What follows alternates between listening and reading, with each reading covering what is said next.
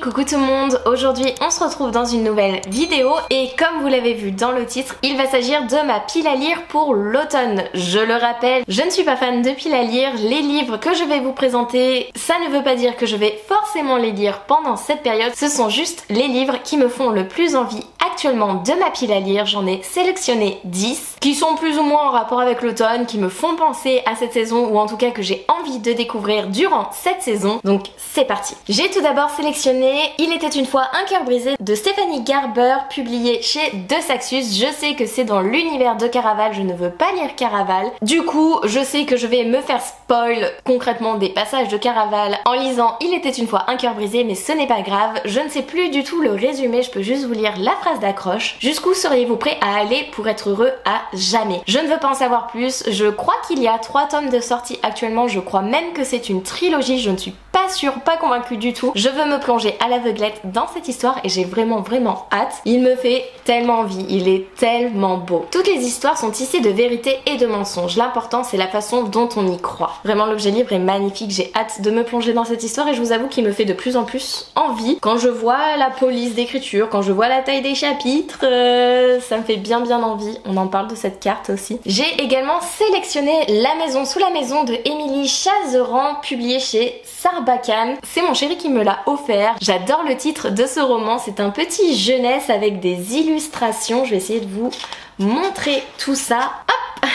Ouh, par contre j'ai pas montré la bonne illustration, il y avait une petite grosse araignée. Voilà, un petit jeunesse que j'ai hâte de découvrir, qui me fait toujours autant envie. Albertine, 11 ans, est plutôt transparente et fragile, contrairement au reste de sa famille qui déborde de couleurs et de fantaisie. La dernière en date, cette maison étrange dans laquelle sa mère a décidé d'emménager. Une maison de contes pour enfants, fourmillant de mystères de la cave au grenier. Et dans la cave, justement, dans la cave, il y a une porte que seule Albertine a trouvée, une porte qui mène au sous-monde et ses habitants. Ça me fait beaucoup penser au monde de Narnia, cette histoire de porte, de monde parallèle quand on ouvre la porte. J'ai hâte de le lire, de le découvrir et je pense qu'il va pas tarder à sortir de ma pile à lire car vraiment ça me manque de lire des petits jeunesses, ça me manque. Un incontournable que vous m'avez sélectionné pour les 28 livres que je dois lire en un an. Je vous laisse aller voir la vidéo juste ici qui va s'afficher dans le petit i. Il s'agit de Cinder de Marissa Meyer, publié chez Pocket Jeunesse. C'est une réécriture de contes de Cendrillon modernisé. Je ne veux pas en savoir plus, j'ai juste peur qu'il ait pris un coup de vieux et que je n'adhère pas autant qu'à l'époque où je me le suis procuré. Mais on va voir, je me laisse porter, vous me l'avez sélectionné de toute façon. Autant faire une pile à lire de saison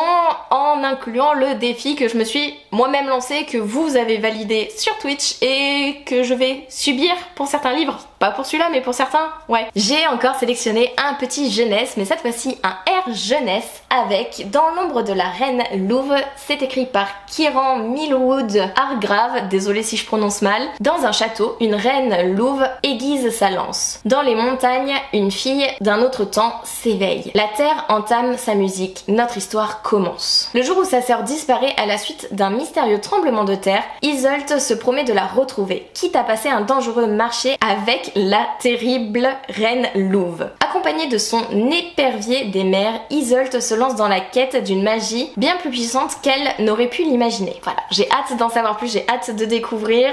Il y a des petites illustrations, mais au niveau des débuts de chapitre, c'est tout mignon. J'ai hâte, c'est écrit gros, c'est aéré.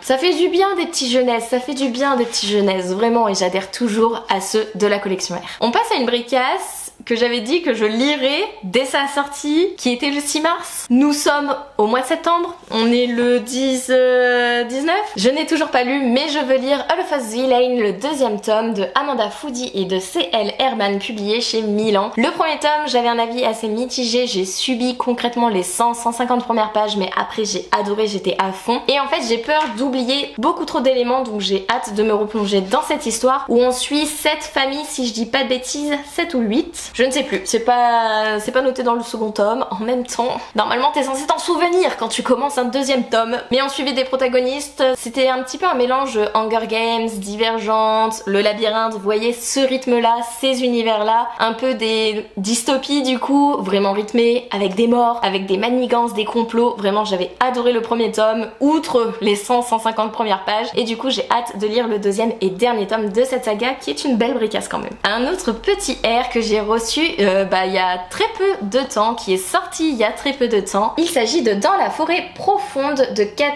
Pearsall et publié chez la collection R. Et j'avoue que la couverture me fait beaucoup penser à l'automne, c'est assez sombre. Ouais, je sais pas, ça me fait beaucoup penser à l'automne. Papillon d'amour aux ailes d'ange, papillon de mort aux ailes de sang. Une pincée de magie, un soupçon de romance et une once de mystère. Voilà la recette du premier roman délicieusement envoûtant de Kat Pearsall. Et j'ai l'impression que c'est un petit peu un thriller, enfin pas thriller, mais vous voyez, un petit peu enquête, mystère. C'est en tout cas ce à quoi ça me fait penser. Je ne veux pas relire le résumé au complet, je veux vraiment me laisser porter, avoir la surprise de cet univers. J'ai forcément lu le résumé quand on m'a envoyé le communiqué de presse et quand je l'ai demandé, parce que je ne demande pas tous les livres, je lis les résumés avant de demander un livre, savoir si j'adhère ou pas. Mais j'ai hâte de me plonger dans cette histoire, de découvrir cet univers. Et j'avoue que de lire des R, ça m'avait manqué. Je me suis bien rangée d'ailleurs au mois d'août, je vous laisse aller voir la vidéo du point lecture du mois d'août où j'ai lu pas mal de R. Et je pense que je vais garder ce rythme entre Hachette et R, de lire pas mal de services de presse sur les prochains mois. En parlant service de presse, j'ai également sélectionné La tisseuse de mélodie de Sarah Abbasi, du coup publiée chez Hachette. On a reçu la belle version quoi, et j'étais en mode mais waouh, magnifique. Je voulais le lire avant sa sortie, je n'ai pas eu le temps, clairement. Il y a déjà eu des retours assez mitigés, notamment sur la plume qui est assez lourde et conséquente, mais j'ai vraiment envie de le découvrir, de me faire mon propre avis. C'est souvent quand les gens n'aiment pas que moi j'aime, bizarrement, et du coup on verra. Nul n'échappe à son destin. Vous et moi sommes liés et vous le savez, Sona. Mon destin coule dans vos veines. Ces petites phrases d'accroche vraiment me font très envie. Je sais plus si c'est une saga, un one shot, vraiment j'ai pas envie d'en savoir plus. Je veux encore une fois me laisser porter par l'univers et ne pas m'arrêter aux avis que j'ai vu passer.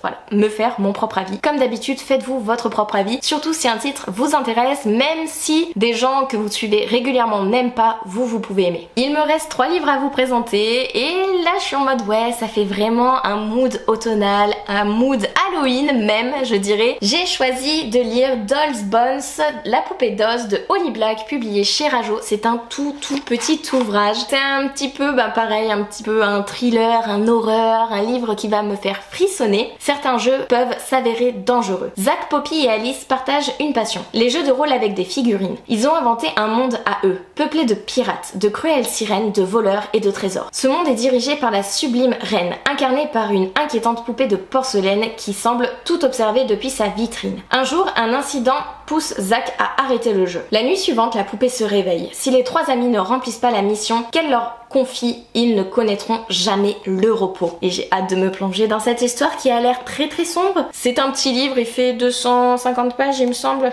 Pas bien plus Il fait 266 pages à peu près pour 17 €. Je trouve ça cher, mais en même temps j'ai hâte de me plonger dans cette histoire. Ça m'a un petit peu freiné au début, surtout qu'il y est que en version Tok Tok. Je trouve ça dommage, mais c'est Holly Black, j'ai adhéré au Prince Cruel, donc je me suis dit allez, tu risques d'adhérer à celui-ci, il t'intrigue. T'aimes les jeux de plateau, les jeux de rôle et tout. Allez, fonce. Un livre dont la couverture et le titre vont très bien pour cette pile à lire d'automne. Il s'agit d'un automne pour te pardonner de Morgane Moncomble, publié chez Hugo. Je ne l'ai toujours pas lu, j'ai commencé à le lire, j'ai lu le prologue, dites-vous, mais je n'ai toujours pas lu la saga des Seasons et faudrait peut-être que je commence au bout d'un moment, faudrait peut-être que je commence. En plus, je crois que lui aussi, il est dans ma pile à lire des 28 livres à lire en un an, il me semble. Je veux pas en savoir plus, je veux me plonger à l'aveuglette dans cette histoire, je sais juste que c'est un petit peu une enquête avec une romance dessous. Voilà, ça me suffit amplement. Et le dernier livre que je vais vous présenter, c'est une réécriture de contes, cette fois-ci d'Anastasia, c'est Keiza de Maddy Plume, c'est de l'auto-édité et je veux le lire avant les Aventuriales le week-end prochain, le week-end du 28-29 si je dis pas de bêtises. On est le 19, j'ai plus beaucoup de jours pour le commencer. Je sais que je le terminerai pas d'ici là, mais au moins bien l'entamer, le commencer. Donc je vais faire ça très prochainement après cette vidéo. Je vais le commencer. Voilà,